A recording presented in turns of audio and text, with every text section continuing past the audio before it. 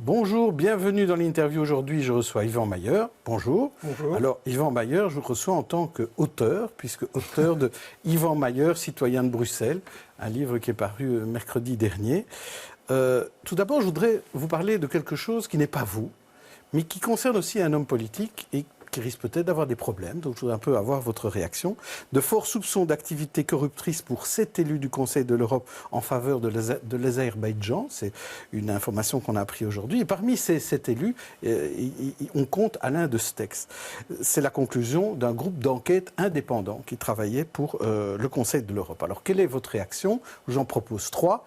A, il doit démissionner dans un cas pareil. B, il ne faut pas tirer sur l'ambulance. Ou C, attendons une décision de justice. Je ne connais absolument rien à cette affaire. Je n'ai jamais mis les pieds en Azerbaïdjan. Et voilà, donc je suis incapable de donner la moindre réponse par rapport à ce sujet.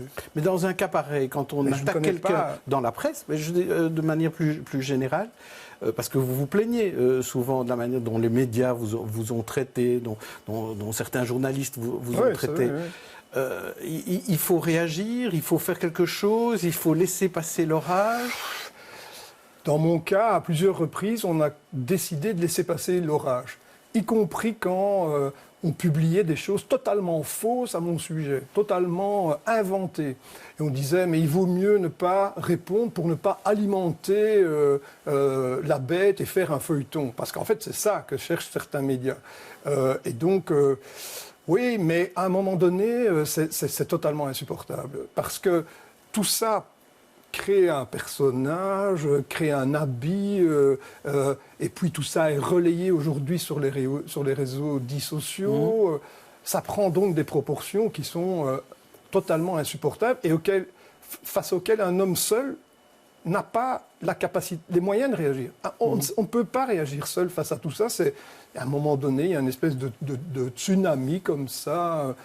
Voilà, je pense que c'est insupportable, c'est un vrai problème. Les médias devraient s'interroger sur leur manière de fonctionner. Alors, venons-en à votre livre. Vous avez écrit, c'est un peu au début du livre, « Je sais que j'ai commis des erreurs, j'en ai trop fait sans doute en arrivant au Mayorat. J'ai voulu garder des fonctions de gestion chez Vivaqua et au SAMU social. Enfin, j'ai commis l'erreur de résister à la région. » Est-ce que c'est pas... Parce que c'est le seul élément de mea culpa que vous faites dans le livre. C'est pas un peu court comme mea culpa? Parce que vous savez que beaucoup de gens sont vraiment en colère contre vous. Et est-ce que c'est pas un peu court de juste dire « j'en ai fait peut-être un peu trop » ? Mais cette colère, elle est alimentée par ce que je viens de décrire, c'est-à-dire un espèce de tsunami de choses, y compris totalement fausses, totalement inventées. Donc cette colère n'est pas légitime, vous voulez dire? Je pense qu'elle n'est absolument pas légitime. Alors après, que l'on s'indigne de ceci ou de cela, moi je pense que la liberté d'opinion est évidemment fondamentale. La liberté de la presse aussi, bien sûr, mais on n'est pas obligé de lire, on n'est pas tenu de lire nécessairement tout ce qui s'écrit, ni de croire tout ce qui s'écrit.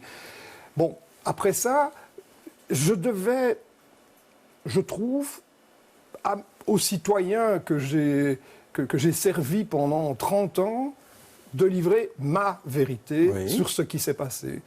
Et donc, je n'allais pas faire un jeu de « on a dit ceci, c'est faux parce qu'on a dit cela, je réponds que… » Je n'ai pas joué à ça. J'ai exprimé de manière, synthétique, éventuellement, ce qui pour moi posait problème. Et puis, j'ai surtout expliqué ce que j'ai fait. Parce que ce que je ne veux pas, c'est qu'il y ait une forme de révisionnisme ou qu'on oublie totalement mon action qui a été, je pense, positive à l'égard des Bruxellois pendant 30 ans. Parce que votre livre, c'est un plaidoyer, c'est un bilan et c'est quasiment un programme électoral pour Bruxelles. Mais alors, venons-en. Donc, j'ai bien entendu sur les erreurs, vous n'en direz pas plus, mais finalement, sur la problématique du SAMU social, ce que vous avez connu et votre sortie de route, finalement, maintenant, il n'y a pas des choses que vous regrettez? Est-ce que vous ne regrettez pas d'avoir fait confiance à Pascal Perretta? Est-ce que ce n'est pas elle qui vous a, en quelque sorte, c'est pas elle qui a précipité votre chute? Il y a un tas de choses que je regrette. Il y a un tas de choses qui vont devoir un jour être éclaircies entre certaines personnes et moi. Mais je ne vais pas le faire ici et je ne vais pas le faire au travers d'un livre. Je pense que ça relève aussi de la relation que j'ai eue avec beaucoup de gens. Il n'y a pas qu'elle, il y a d'autres gens. Et où, effectivement, je pense qu'à un moment donné, il va falloir s'expliquer, au moins entre nous, honnêtement. Voilà. Mais dans le livre, vous parlez quand même des déclarations maladroites que vous avez dû... Oui. Mais oui, c'est évident, ça. C'est bien de Pascal Perretta que vous parlez à ce moment-là. Oui, notamment, mais voilà, je crois qu'il y a d'autres... Ce n'est pas elle qui me fait tomber. C'est un choix politique clair d'éliminer le bourgmestre de la ville de Bruxelles qui est encombrant. Il ne faut pas se tromper, il ne faut pas s'illusionner. Il ne faut pas faire porter par une personne qui d'ailleurs a choisi une manière de se défendre qui n'est pas la mienne. Elle se tait, bon voilà, c'est son choix. Mais c'est le ministre-président qui a dit que je devais démissionner, sans m'entendre, sans me convoquer pour que je puisse lui expliquer quelle était la situation. Il sait que je ne suis plus payé au SAMU social. Il sait que je ne suis plus administrateur du SAMU social, que j'ai donné ma démission. Il sait tout cela. Et il décide, malgré tout, d'exiger ma démission du majorat de la ville de Bruxelles, qui n'a rien à voir avec la gestion du SAMU social. Vous aviez quand même toujours la présidente de la régionale du PS, Laurette Onkelings, vous défendait. Oui. Donc pourquoi ? Parce que lui dit ça à la radio un matin, que vous alliez démissionner. Non, je n'ai pas démissionné à cause du SAMU social, j'ai démissionné parce que, je l'explique dans le livre... Oui. Vous aviez perdu la majorité. J'ai perdu la majorité. Oui. Donc ça, c'est un problème. En démocratie, il faut avoir une majorité si on veut présider une commune et diriger une commune. Maintenant, l'affaire est en justice. C'est la démocratie, ça, il faut respecter les règles. L'affaire est en justice au niveau du SAMU social. Oui, Est-ce que vous avez déjà été interrogé par les enquêteurs ? J'ai été interrogé il y a 1 an. Mais plus depuis lors. Donc l'affaire est au point mort pour l'instant ? Je n'avais pas de nouvelles. Alors, sur votre bilan, quand vous faites le bilan, vous dites une phrase, moi, qui m'a surprise, c'est « La ville a l'air constamment en chantier ». Évidemment, on le constate tout, mais... Et là-dessus, vous critiquez Belleris, Didier Reynders, qui ne va pas assez vite pour le piétonnier. Vous dites que le ministre Smet est versatile et inconstant. Je ne parle ni de Didier Reynders, ni de Pascal Smet dans mon livre. Je ne les cite ni l'un ni l'autre. J'ai peut-être deviné de qui vous vouliez parler. Donc, alors, il y a notamment des responsables de la mobilité qui sont versatiles et inconstants. Donc, ce n'est pas Pascal Smet, mais peut-être quelqu'un d'autre qui a l'air de lui ressembler. Est-ce que vous ne rejetez pas la faute sur les autres quand vous dites ce genre de choses-là ? Parce que si Bruxelles est un chantier, ce n'est pas aussi la faute du bourgmestre de la plus grande commune. Oui, donc tout ce qu'on avait à me reprocher a été dit, écrit, cliqué, liké, tant et plus. Je peux quand même, à un moment donné, tenter de répliquer et de dire, d'accord, mais il y a peut-être d'autres responsables de situations qui sont infernales. Et quand je prends l'exemple, effectivement, du piétonnier, le premier jour, on me dit, mais ça va être la catastrophe, les embouteillages dans le centre-ville, etc. Il n'y a pas un embouteillage dans le centre-ville. En revanche, il y a des embouteillages du côté de l'avenue de Kortenberg, qui est quand même très loin du centre-ville. Et les gens se mettent à tweeter en disant « Ah, bravo, c'est la faute du piétonnier, etc. » Il s'avère, après analyse, que ça n'a strictement rien à voir avec le piétonnier. C'est parce qu'on a commencé des travaux au rond-point Schumann sans prévenir personne. Je dis donc qu'il y a des responsables de la mobilité qui ne communiquent pas, qui ne disent pas leur responsabilité, et alors le piétonnier a bon dos, vous comprenez ? Et donc, il fallait quand même aussi, à un moment donné, posément, dans un livre, rétablir un certain nombre de vérités. Quant au chantier actuel, moi, je n'ai eu de cesse de plaider auprès de Pascal Smet pour qu'il étale les travaux, qu'il y ait un calendrier, qu'on ne fasse pas tout en même temps. Voilà. Je ne suis pas parvenu à me faire entendre, et la situation, c'est qu'aujourd'hui, on veut tout faire en même temps. Résultat des courses, comme il n'y a pas de plan alternatif de mobilité, tout va être bloqué. Alors maintenant, vous, dans votre cas, qu'est-ce que vous allez faire ? Parce qu'il y a une phrase intéressante dans votre livre, vous dites « Je me suis retiré de la vie politique et n'y reviendrai sans doute pas ». Mais non. Sans doute ? Ça veut dire que peut-être vous allez y revenir. Non, ce que je vais vous lui dire, et je confirme, je ne suis pas candidat aux élections. Oui. Je ne serai pas candidat aux élections. Vous n'allez pas créer une liste indépendante ou un ni parti. Aller sur une autre liste. Non. Voilà. Je ne serai donc pas candidat non plus à la région et au fédéral. Ça, je l'avais déjà annoncé. Oui. Je n'avais plus qu'un seul projet, c'était de me représenter pour la ville de Bruxelles.